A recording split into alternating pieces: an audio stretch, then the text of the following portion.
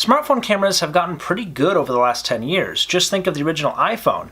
At the time, it was considered to be pretty advanced. It had a 2-megapixel camera on the back, which was incapable of taking any video, and no camera to speak of on the front. Fast forward 10 years later, now we have what many consider to be the pinnacle of smartphone cameras. The iPhone 7 Plus has a dual 12-megapixel sensors on the back, which are capable of recording in 4K, and also a 7-megapixel front-facing camera. But there are restrictions to using a smartphone camera, as good as they are. It has a fixed lens. Obviously, you can't swap this out like you can with a DSLR, and for that reason it's limited in its ability to take macro shots and also in optical zoom. Many smartphone cameras don't have any optical zoom to speak of. Some, like the iPhone 7, do have a 1x and 2x optical zoom, and that's really it. DSLR cameras, on the other hand, are modular and can very easily have their components swapped out, including lenses, to better suit the environment that you're going to be photographing or taking video of. But there are downsides to using a DSLR. They're obviously not nearly as compact as bringing your smartphone along for the ride, and also additional equipment and lenses cost money on top of an already largely prohibitively expensive base price. That is where a mobile lens kit comes in. Now, you may have seen these before. Essentially, they are a lens that you can attach to the back of your smartphone to kind of mimic the effects that you can get from utilizing different lenses on a DSLR. Given these differences, is there a way to combine the best of both worlds?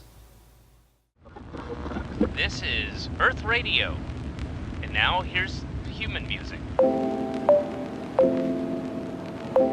What I have here is the Blitzwolf 3-in-1 lens kit. As the title suggests, there are 3 lenses included in here that give the operator many choices when it comes to taking video or photo. The kit comes fully equipped with a number of accessories. First and foremost, it contains 3 different lenses, 2 of them combined together to give a wide-angle lens. It also has a microfiber cleaning cloth and also a little bag to carry the lenses in, because these things are tiny and are easily lost. Not to mention the clip that they attach to is also relatively small, which is nice. It's easy to take with you, and it's got a good grip on it too, which is good if it's going to be attached to your smartphone and you're going to be moving it around. You definitely want something that's not going to come off. And it also has little rubber caps to make sure that your lenses don't get scratched. First, let's talk about this wide-angle lens. Now, what situations would you be in where you would use a wide-angle lens? Well, if you're trying to get a family portrait, usually you want to have a little bit of a wider angle so you can capture everyone. Or if you're trying to capture maybe a large open landscape,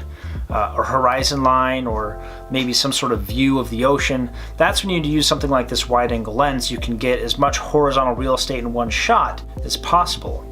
The macro lens is used to really get those close-up shots, and as you can see, it's actually attached to the wide-angle lens in order to give that wide-angle shot. But it's a very, very thin lens. You attach it to the front of the camera. It's not really imposing at all, and you can use it to get those really close-up shots. You can get way better detail really close up.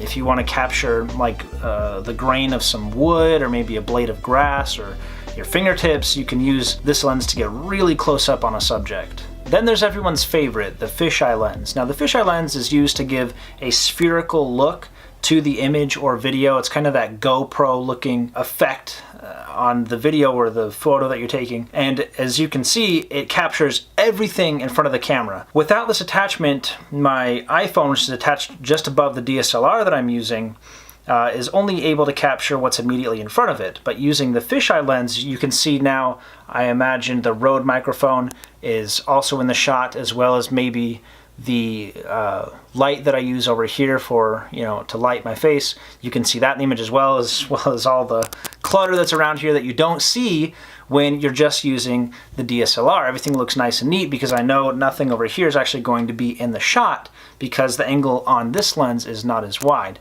So the quality of the lens isn't super great. It's definitely a lot grainier, as I'm sure you can tell in the difference between these two bits of footage.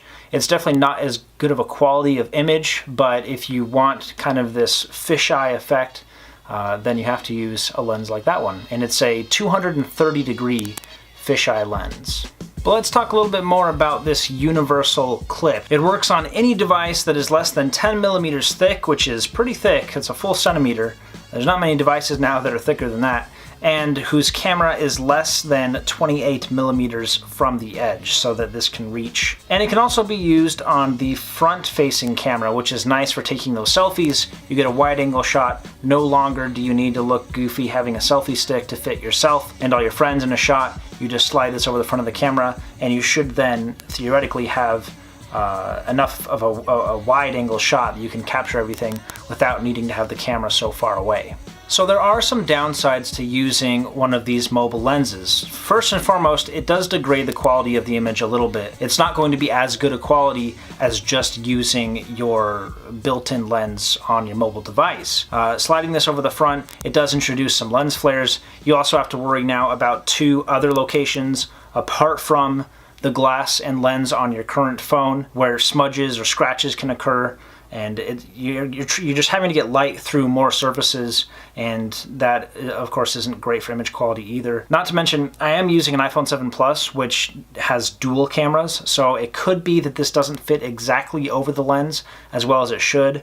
If you had more of a traditional circular lens, if you have a single camera in the back, I imagine this would probably fit a little bit better. While the fisheye lens is fun, you do obviously have a lot of black border around the edge. If you use the 2x optical zoom on, if your device supports it, then it basically eliminates that black border. Now, of course, this does bring down the quality a little bit, and you do get a little bit of vignetting around the edge, around the corners of the display. Also, there's a lot of really tiny parts that can be very, very easily lost. There's no real way around that, so I don't know if I can complain that much. At least, thankfully, they had the foresight to provide you with a little bag, and these little rubber covers do a good job of making sure that they stay protected when they're rattling around inside here. But still, there's a lot of tiny pieces here that can get lost. And then finally, probably the biggest thing about using one of these is really a double-edged sword, and it's the fact that you can't use this, at least effectively, if you have a case on your device. Now, theoretically, the occasions where you're going to want to bring this along, you're likely going to be going somewhere where there's something worth taking a wide-angle shot of, if that makes sense. So you're likely out and about, maybe you're hiking, maybe you're doing something adventurous, and that's exactly the occasion where you want to have a case on your phone. So not only do you not have a case on your phone, but you're likely in a situation where you're more prone to drop or otherwise damage your device. You really can't use it with a case because it lets too much light in on the side. It's out of focus. It doesn't really work. It doesn't work with a case. It just really doesn't. In conclusion, don't buy this expecting to get the same level of image quality you'll get out of a DSLR. A dedicated DSLR camera will always provide a better image than a smartphone camera, even with some quality lenses attached to it. So who is this for then? Well, I imagine this is intended for someone who uses their smartphone camera a lot. They take a lot of videos, a lot of photos, and they want to maybe experiment with the stylistic tweaks that are brought about by using different lenses. Previously, this could only be done by using a DSLR. And of course, that would mean purchasing a DSLR with various lenses to go along with it. But on sale for $20, the Blitzwolf 3-in-1 camera lens kit for your mobile device is definitely a good way to at least get your toes wet when it comes to experimenting with different lenses. Now, by no means is this on the scale of a full-on DSLR, but if you're interested in getting into the more professional world of photo and video, then this is a good, inexpensive way to get started. Well, thank you guys so much for watching. If you enjoyed this video, then go ahead and give it a like. If you wouldn't mind subscribing, you will be notified when future content is released down the road. And also check out our previous videos where we review budget-oriented tech that you might enjoy. And also check out where to find this product as well as other products on Amazon in the video description below. Thanks again for watching, and I will catch you guys in the next one.